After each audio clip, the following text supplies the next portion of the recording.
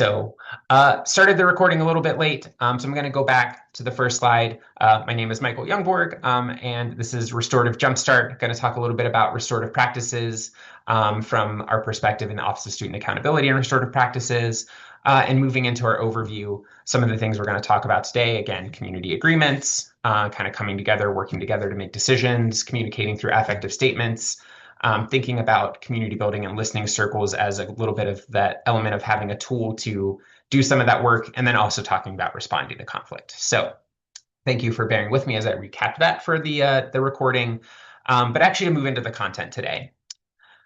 First thing, like I said, is talking about community agreements. So this can happen really at all levels and all parts of what you're doing. Ultimately, it's about creating guidelines with your entire group, right? Allowing an opportunity for all of your members to participate in what does it look like for what we expect from each other. And that can be expectations that you have that are sort of inclusive of all members. It can be expectations specifically for executive board members, right? Like what are they and you expected to do? How will they communicate with general membership? This can include things around event planning, right? The who, what, when, where, and how. It's also a means of sort of gathering feedback, right? So what does it look like to communicate with each other and talk through, okay, we've had this event or we've had this thing happen. And so, okay, we need to now come back and talk about it and be able to talk with each other in kind of a calm way about how did this go, right? What went well, what went wrong, and how do you actually want to have that communication happen? So when you think about community agreements, don't think of these as like just a static list of rules that you're going to create and that's it. And you've got nothing else. You're done. You don't ever have to think about it again. You just refer back to it. It's a dynamic process, right? Your expectations for each other may change. The circumstances may change. Obviously, over the years, your membership is going to change. So your community agreements should be kind of living, breathing documents, right? They should adapt and change with you depending on the circumstances. And they're also not necessarily one overarching set of agreements, right? You may have, like I said, specific agreements or expectations for all of your members. They may be one specific to just the exec board. It may be also that you have like community agreements for how you run meetings, right? So what does it mean to kind of have people come together and participate in meetings? It could be, like I said earlier, about event planning and gathering feedback. So really, right, it helps to have that kind of overarching list of things that you may expect from each other. But again, they can look a little bit different depending on the circumstances. So again, right, we're talking about allowing a voice for all members to participate in this process, creating a clear understanding of expectations, and providing opportunities for buy-in from your membership. So when we think about that, what can that actually look like? And I'm going to ask y'all to kind of come and talk a little bit about that in a second as well. But just some brief examples, right? When we think about community agreements for the type of work that we do, we ask people to speak for themselves and use I statements. We ask people to be respectful and listen without interruption. It's often that we set things up to be challenged by choice. So that could be another thing that you think of, like it's not mandatory to participate in something, but maybe you're giving people an option. Again, so it comes down to those basic sort of ideas of respect, listening, being able to communicate. If you're having a pretty complex meeting, maybe one of your agreements is more around like, hey, we know that everyone needs a chance to speak, but can you be brief when you're speaking and make sure that everyone gets an opportunity? Kind of this notion of like stepping up and stepping back. So knowing that if you're speaking up a little too often, maybe you notice that and you take a step back, or if you notice that you haven't been speaking, you kind of step forward and maybe contribute a little bit more. So those are just kind of some minor examples of what community agreements could look like. And when you think about that and how you might want to implement it, again, it can be an overarching thing you have for your entire group. It can be in the context of meetings. You can think about this for event planning and different things like that. So I want to stop here and kind of come to a question for you all. And you can either put some things into the chat or just feel free to unmute and speak. But what do you feel like are some common community agreements that you either have for your organizations or that you might consider having, kind of hearing about that a little bit? Just give a minute for y'all to share.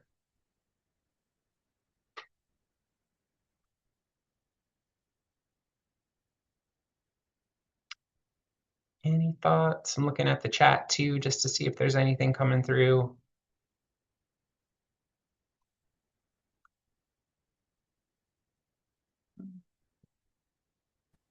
I'm the president or one of the co-presidents of the table like campus ministry here. And Mhm. one of the things that we've talked a lot about in terms of community agreements is the way that our um, organization is portrayed and like how we share things on social media and things like that. Mhm. So it's been really interesting to navigate that. And I think that's especially unique as a religious organization, but that's one thing that it's been really interesting just to make sure that everybody's on the same page about that. Okay, yeah, that's great. And it sounds like some of that comes down a little bit to, how, like you said, how you're portraying yourselves on social media. Maybe that comes back to even like a shared mission statement, right? And part of your community agreement can just be a reminder of like, hey, these are our sort of our shared values and what we're about, what we're looking to accomplish. And so making sure that you're sort of in line with that. Have in the chat, asking everyone what ideas or topics we want to focus on or discuss when it comes to Black representation and education. That's great as well, right? And we're going to talk a little bit about what this means next, actually, in our next topic of kind of that fair process and inclusive decision making. So just setting that though as an expectation, right? That, hey, this expectation is that we are going to have an open line of communication. We are going to ask everyone to kind of share openly about what these things mean for us. That's great. Any other thoughts before we start to move on to our next topic? Okay, well, feel free to put things in the chat. If you have questions as well, drop them in there. Obviously, again, feel free to unmute if you'd like as well. Ultimately, these community agreements, like I said before, right, they are living and breathing. They can change over time. You can kind of refer back to them, but they give you sort of a baseline to sort of think about things. Something else in the chat, something my group has discussed as a community agreement is the attendance policy to ensure members are notifying/filling out a form for their absences 48 hours in advance. So we know how to prepare for rehearsal for that day or cancel so no one's time is wasted. And that's great, right? These are can be very kind of like just basic things, right? Like, hey, we know that these are our goals that we want to accomplish. We need a certain number of people here. We need to know when people are going to be here or not here. And so just kind of setting that expectation of like, we're going to communicate and we're going to do it within this amount of time to know that people are here or not here. And then, to your point, Lisa, if you can, that you need to cancel because you're not just going to have a couple people show up and then be like, oh, well, we waited for 10 minutes and then nothing's going to happen, right? It can create kind of, again, shared values and shared expectations in an environment where right? You are maximizing your time. You are able to accomplish your goals and you aren't wasting your time.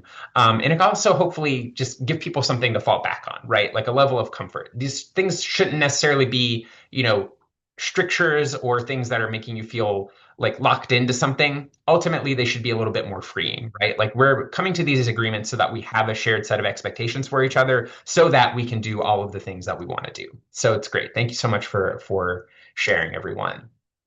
So we talked a little bit about this already, but one of the other elements that you may think of in sort of running your organization, engaging your members, thinking about community building is this notion of fair process or inclusive decision making, kind of the same thing by a different name. I feel like inclusive decision making is a little bit more specific. But ultimately, this is a way to think about making decisions and kind of coming to a determination about all sorts of things as a group. Right. And so, what this really asks us, or it asks you to do, is to think about who are your stakeholders in all the different types of decisions that you're making, right? Like when you're you know, thinking about a mission statement and who you are and setting community agreements, right? Like you're engaging in fair process when you're asking for feedback on what those community agreements are. When you think about all of the things that you do, whether it's related to budget and spending and all the other stuff there, you're thinking about who are your stakeholders, right? So obviously you've got your membership, but if you have an audience outside of that, if you have like a faculty or a staff advisor, just the campus community in general, if you're interacting with the kind of broader public, that may also be a stakeholder. And it's about involving people in co-creating the decision-making process. And so as you notice, I kind of went really large there, right? There's an element here where you can start to think about, oh, we've got a whole, worldwide global audience if we've got kind of the know-how and the time to do it. And you're not necessarily involving all of those people in your decision-making process, of course. This is more so about thinking organizationally. Okay, you do need to make decisions. You do need to decide what events are we going to run? When are we going to run them? Who's going to be responsible for what? How do we hold each other accountable? And that's the process that we're talking about and sort of co-creating. So part of that is clarifying roles and decision making, right? So what's the role of each executive board member? What is the role and kind of general expectations for your overall membership, right? How are you involving people, right? Like, are you using forums? Are you having kind of open meetings where everyone's just able to kind of speak up and say what they want when they need to say it? And how are you ensuring that people's voices are heard and you're giving them the opportunity to be able to do that? On the other hand, though, one thing I really want to emphasize is that fair process is not about giving up your decision-making authority. It's not necessarily popular vote or democracy. ultimately, at the end of the day, if you think about some of the bigger decisions, especially if you start to think about being like a treasurer or something and the budget and you're sort of thinking about spending, you may have a ton of goals and ideas for like, let's buy all these cool things to give away, or let's host these events and we need to, rent a space and do all this stuff and gather all this money together. That may not be an option, right? So fair process is not just saying like, I want to do X, Y, and Z thing, and we're going to figure out, okay, we're going to make X, Y, and Z all happen. It's about giving everybody the opportunity to engage in the process, talk through it, and make sure that all of your expectations and all of those things are clear to people so that everyone's voice is heard. And that's really kind of the theory and the thought process behind fair process is that the ability to engage in that process, whether or not the outcome goes a particular way or fulfills everybody's wants, needs, desires, that people are more willing to be a part of that process. They feel more engaged and they feel heard by actually inviting them into that process. So, what does that look like on a sort of a practical level? Really identify three components in fair process and inclusive decision making. The first one being engagement. And so I've talked a lot about this already, involving individuals in decisions that affect them by listening to their views and genuinely taking their opinions into account. So there probably are a lot of things that you can decide as a group where getting kind of general input can sort of lead you, maybe not necessarily to consensus, but to a sort of broad opinion of like, hey, these are the things that we want to do. And so being able to engage in that way is great. This next step, though, explanation, describing the reasoning behind a decision to everyone who has been involved or who is affected by it, this is also really useful, right? And this comes into play for every type of decision, but particularly when you think about the things that maybe need to happen a little bit faster or maybe happen at sort of like an executive board level and maybe isn't involving everyone, but just the ability to come back and to explain to everyone who's been affected or who is part of this, okay, how did we come to this decision? What happened? What all feedback went into it, right? Like, can we answer any questions or concerns that you have? So thinking just through very simply a transparent line of communication about your thought process, what went into it, what are these policies we have to adhere to, what have you heard back from your advisor, what are the kind of restrictions you have based on budget, time, availability for people, all of those things can kind of go into that explanation piece.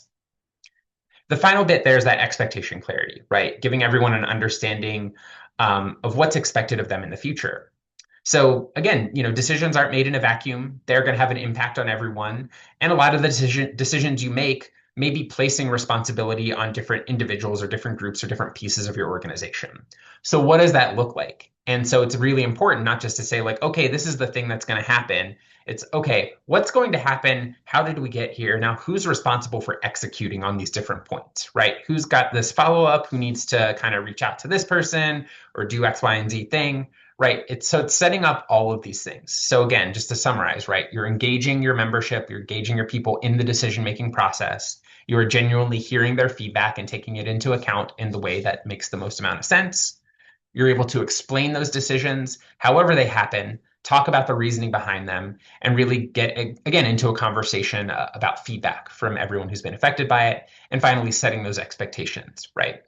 Making sure it's clear that everyone knows what's expected of them. And this isn't always going to happen necessarily in a 1, 2, 3 order, right? All of these things are probably happening around the same time. You're engaging people in the process, you're explaining as you're going, you're setting and resetting expectations as you go through. And when you think back, the framework that can help you do this are those community agreements that you set for each other, right? So engaging in a process to develop those early on can be really helpful in sort of going through all of these pieces of fair process as you move forward. So one example we've used in the past, and this might actually be like a relevant example of like, how does this actually look in practice? And this is kind of a simplified example. Obviously, this gets a lot bigger, but even the simple fact of like, we're going to order pizza for the group, right? You got to balance a lot of things because everybody probably wants something different.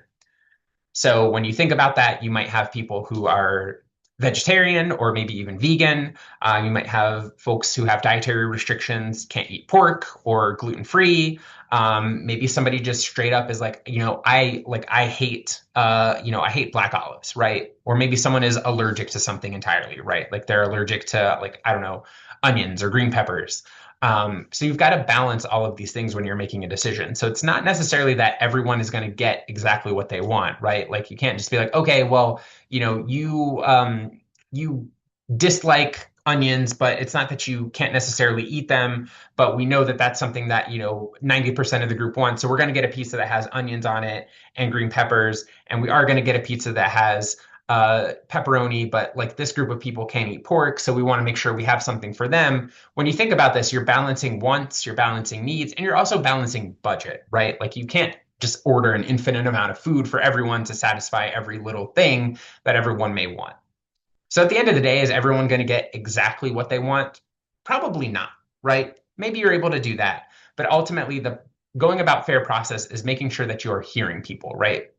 Because at the end of the day, you don't want to ignore the fact that maybe someone is straight up allergic or can't eat most of the things that might be available for that particular person from ordering pizza. So maybe you do need to be a little bit more careful and say like, okay, we know that we have vegetarians in the group and we know we have some dietary restrictions around pork and we want to make sure that we accommodate those folks. But we have this other group over here, a couple people who just like it's not that they can't eat or won't eat onions entirely, but they just prefer not to have them. But we know that that's something that a lot of other people like. So we are going to make sure that we put that on the pizza. And just being able to explain, like, hey, we really only have enough to order 4 pizzas. We know that that's going to be enough food for everybody. But not everyone is going to get exactly the thing that we want. And here's why we decided to order, 1 cheese pizza, 1 pepperoni, 1 green pepper and onions, 1 supreme, just to kind of cover everyone's bases. And it's just kind of, again, engaging in a conversation about that, not wasting your time and saying, like, hey, I need to hear everybody out. And we're going to order 12 pizzas, budget be damned, and we're going to put it on somebody's credit card or whatever. Like, no, there's some realistic things you need to deal with here, right? Money being one of them, time being another one. And again, kind of dietary restrictions when we think about food is another big one. So, and you've probably found yourself in this position before, right? You're trying to order food for a group. Maybe something arrives that like you didn't exactly want in that moment, but you can eat. And you might not get exactly what you want, but hopefully you've been heard in that process.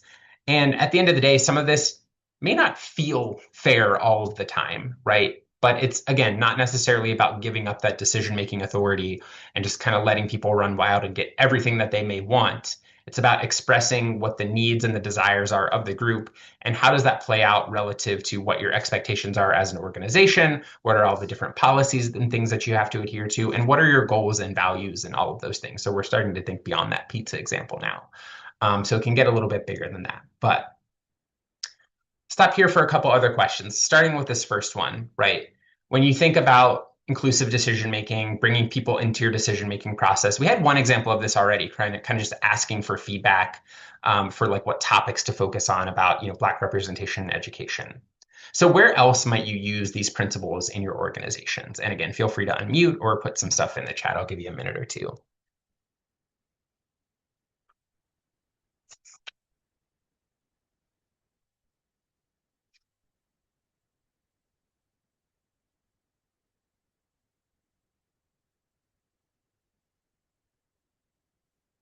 And if you want to include this, the next question, right? Like what challenges do you think you might encounter when you think about trying to be inclusive in your decision making?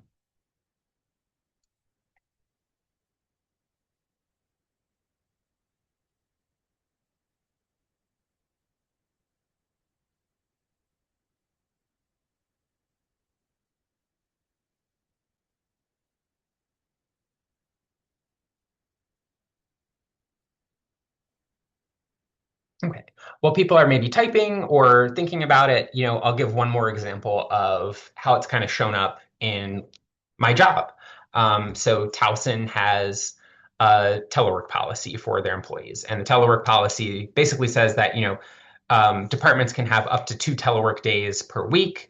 And then it's sort of up to the discretion of, directors in various departments of what does that actually look like? Is it 2 days? Is it one day? Are you an office where you need to be here every single day of the week? And then also within your team, when are people taking their telework days, right? Like you've got preferences, but you've also got needs for staff meetings and on-campus things happening. So how that played out for our team is, we came together as a group, and our director kind of gave us one note, which was, hey, really it makes more sense for the majority of people to be here 4 days out of the week versus 3. And here's why. Here's are all of the reasons that 2 days does not make sense for our office, but one day makes sense. And so we kind of went through that process to say, like, okay, that makes sense. It may not be what we want, but it's an option for us. We still have one day.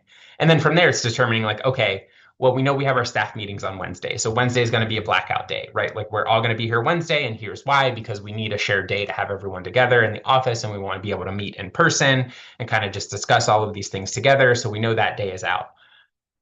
What else works for people? And so maybe some people have a preference for, a Monday or a Friday, but, they could do any other day. And then let's say like my coworker really needs to have that time on Friday because, they've got some sort of like other commitment every other day of the week.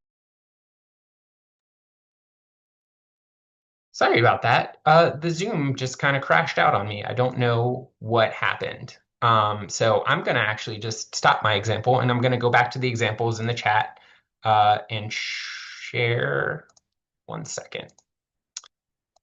Make sure I share the correct screen. So we were talking about fair process, some examples that might show up for folks. So let me go into the chat now just to see.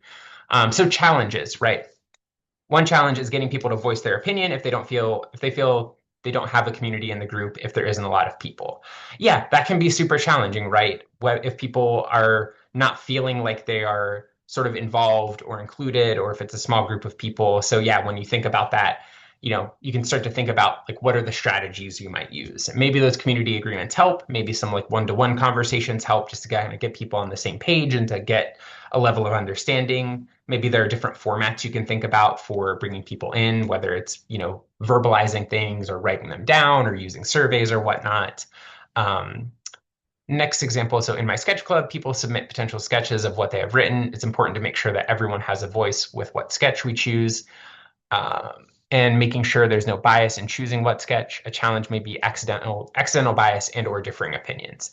Yeah, I think that's a great example, right? Like it's kind of balancing a lot of different things there, right? So thinking about giving everyone an opportunity to speak up about what they want, but also being able to have probably an open conversation of like, hey, do we have kind of like a conflict here? Are we experiencing or expressing some bias in the way that we're talking about or choosing things? And again, being able to be open about the process itself, right? And talk through like, okay, what's the issue here? Not just like the content of the sketch, it sounds like, but the actual like, how are we choosing things?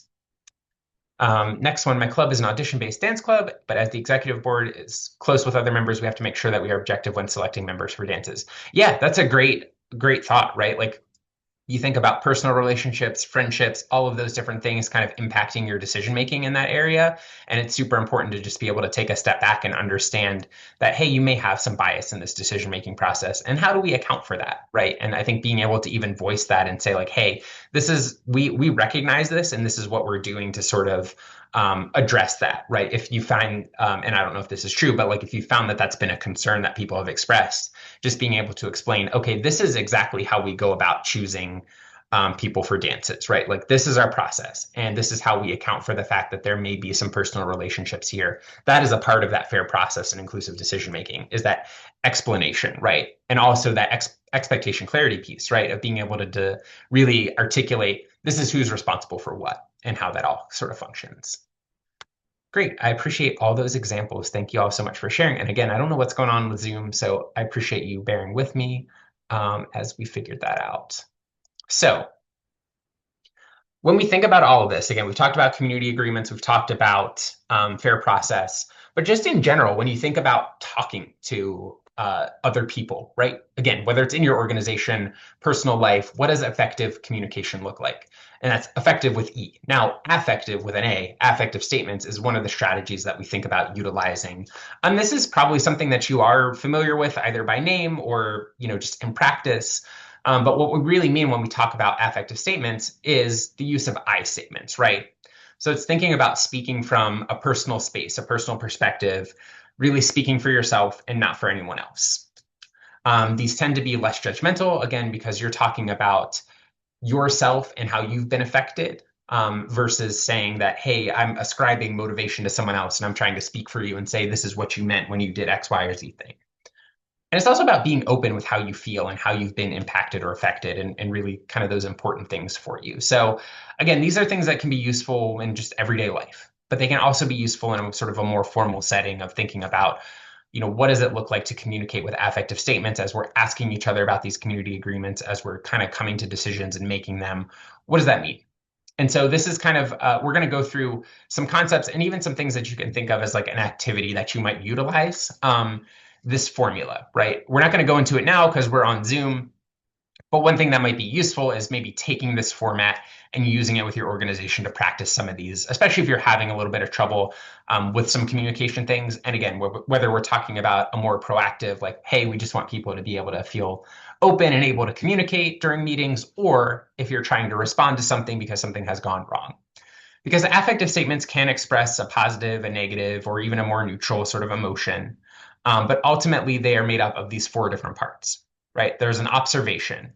So this kind of I see, I notice, I hear. So you're not judging other people's behavior, but you are sort of recognizing something that you've seen. And the feelings is kind of the next example, right? Kind of having that empathic or empathetic response to others to honestly express your feelings. So being able to say, like, I am worried, or I feel frustrated, I feel disappointed, or I am happy when, right? Those sorts of things. So as like a more positive element, right? Like, I can say something to, again, to my coworker. I can be like, hey, I noticed that you put a lot of effort into this presentation that we're working on together. I feel appreciative of your work because it really makes our job easier when have created this great presentation. Um, Now, when we get into the next two parts, there might not be a need there that I need to express, but that is another element of an affective statement is expressing a need that you may have and saying that, like, I value cooperation or I need your help. And then also making a plan or a request. In the future, would you be willing to? So let's take that same example and kind of flip it, right? I can be like, hey, I noticed that this presentation wasn't finished on time for when we needed to do it, and it's happening in an hour. I'm worried because I don't think we're going to have all of the material that we need to do it today, right? I value being able to talk to our students in an effective way. In the future, could you plan with me to finish the presentation earlier, right? That's really convoluted and complex. And that's why these things, I think, feel a little stilted and awkward when you actually start to go about saying them. So one thing that may help is just kind of breaking down that barrier, right? Maybe coming up with some scenarios, some common things that you've seen happen in your organizations and saying like, okay, how would you express an affective statement based on this interaction or this behavior that you've observed? And maybe just having people practice giving that observation, expressing a feeling, and going through to express a need and a request as well. And you may find that it is really hard to do, right? Like some of the feedback I've heard before is that, hey, this feels awkward. And it's also just really tough to kind of fit all of these things into a specific one sentence. And like maybe I don't always need to give a plan or a request. And that's okay, right? These are just all of the pieces.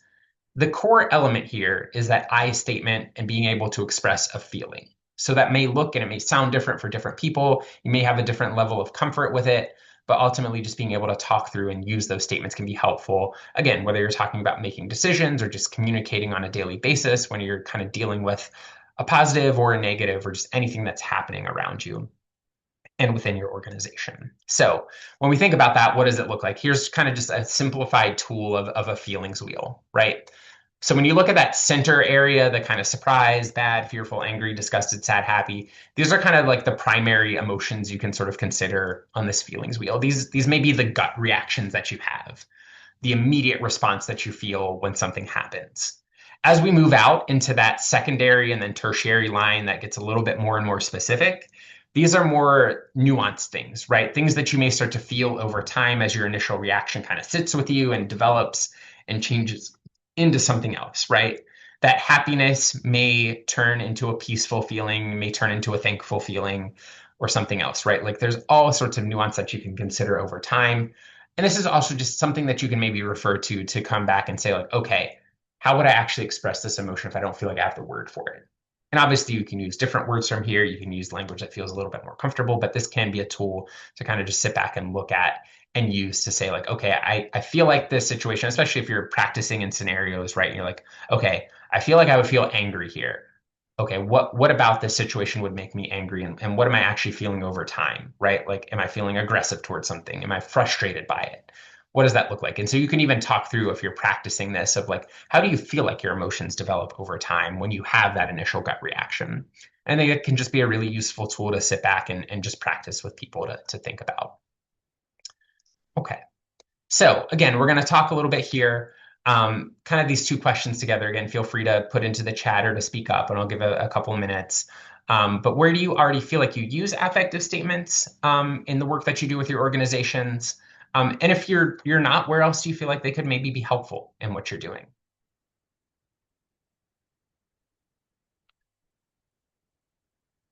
And I will give, a small example while I'm waiting for folks to put stuff into the chat. But basically, again, thinking about my own work here as a staff member, it's something that we really intentionally use in our staff meetings to kind of check in. We usually have kind of like a check-in or icebreaker type question, but even before that, it's sort of just like, how are you doing, right? Like, how are you showing up today?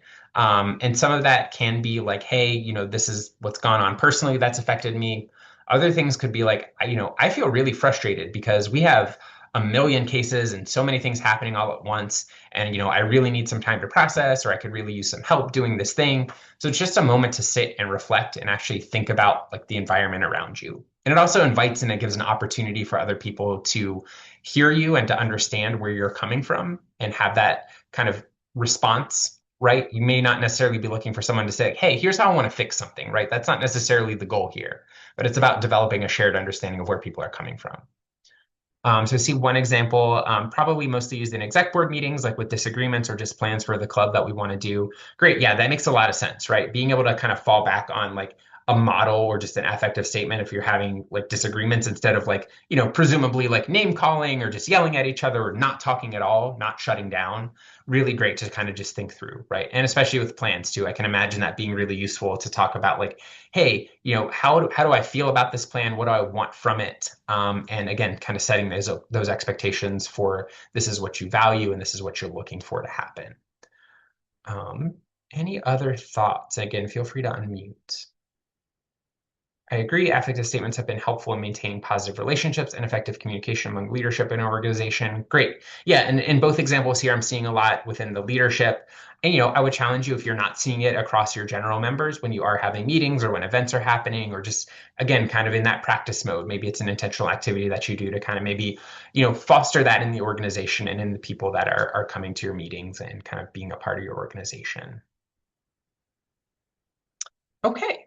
So I will move on now to our next step. And we got about 10 minutes left.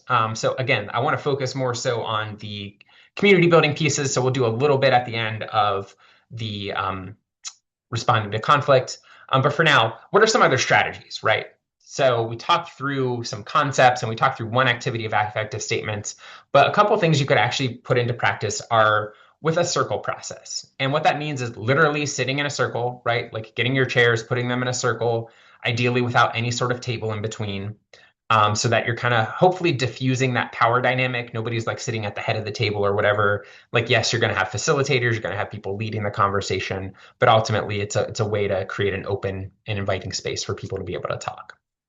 And this can look like a lot of different things. I've just put kind of two examples up here. And really, they're sort of two flavors of the same thing, right? These are both community building circles, one specifically community building, as I called it, and the other like a listening circle.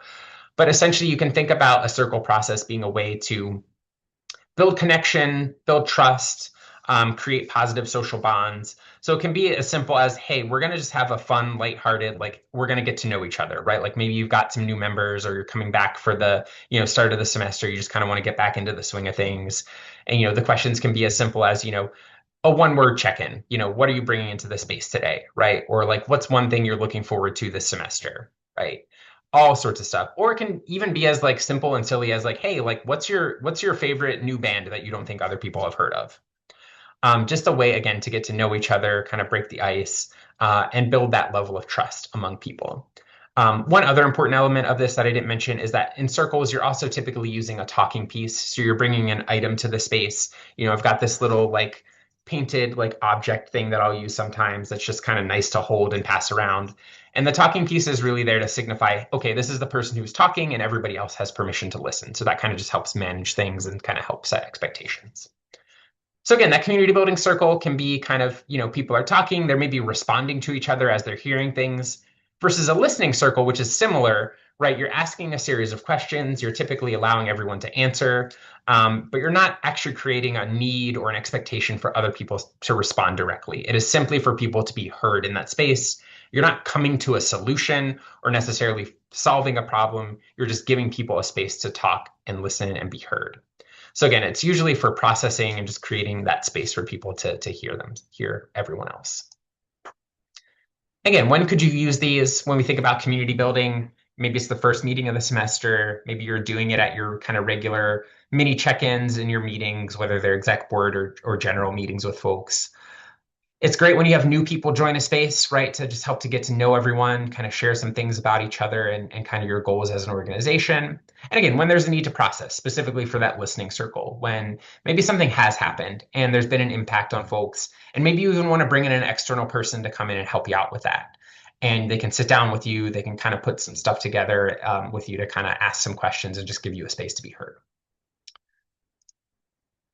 So, talked a little bit about this, but how do you actually do it? Again, identify a facilitator who's going to actually be asking the questions. You create those questions and talking points, bring that talking piece with you to have on hand, and then sit in that circle, right? You're asking one question or stating one talking point at a time. Usually you're just saying, like, hey, I'm going to ask this question and I'm going to pass to my right or to my left. You can popcorn it around so you don't necessarily need to go all the way around. And you may have that talking piece go around multiple times if a lot of people have a lot of things that they want to share. Um, so ultimately, that's how you can sort of manage that conversation. And as a facilitator, it's sort of up to you, right? Like, are you also participating because you're a part of this community, or are you the one that's just kind of holding that space and allowing everyone else to talk?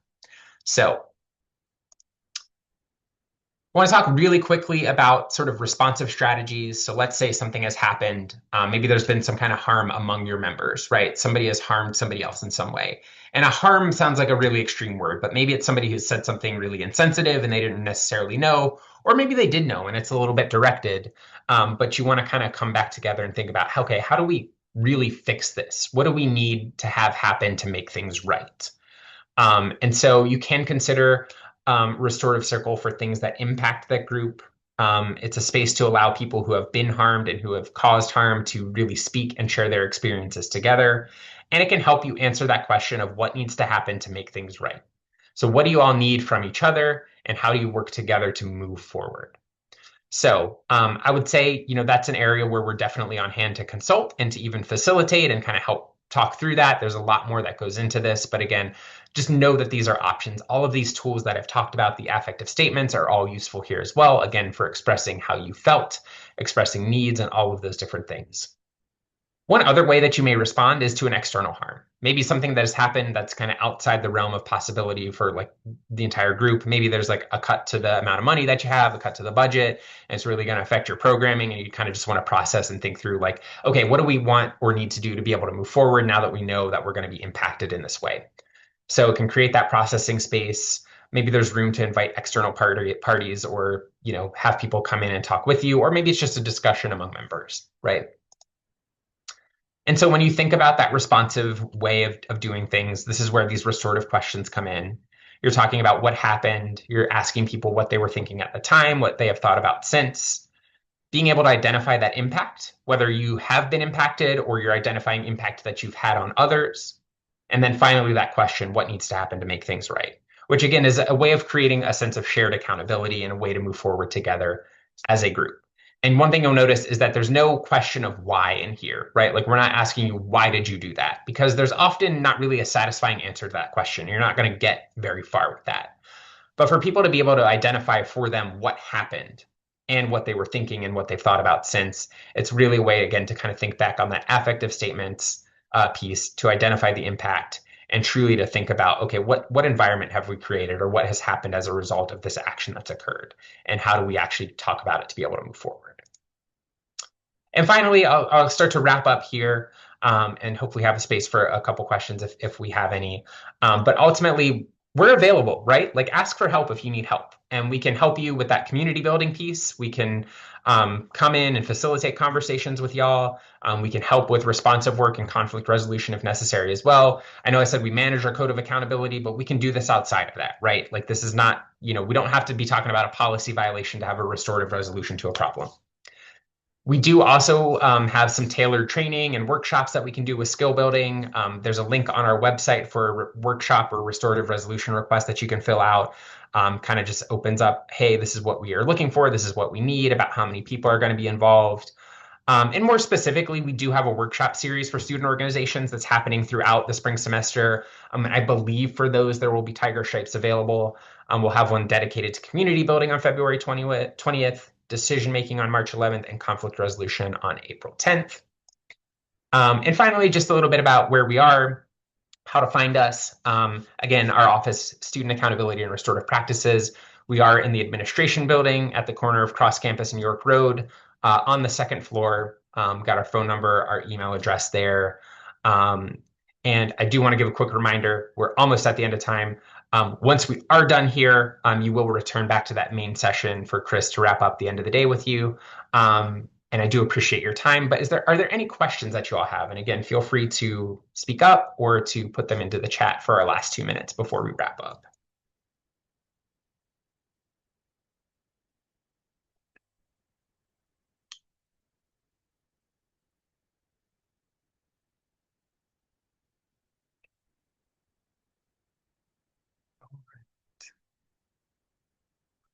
And if there is nothing else, obviously feel free to go back to that main session. Again, I really appreciate all of your time and attention as we talked about all of this today.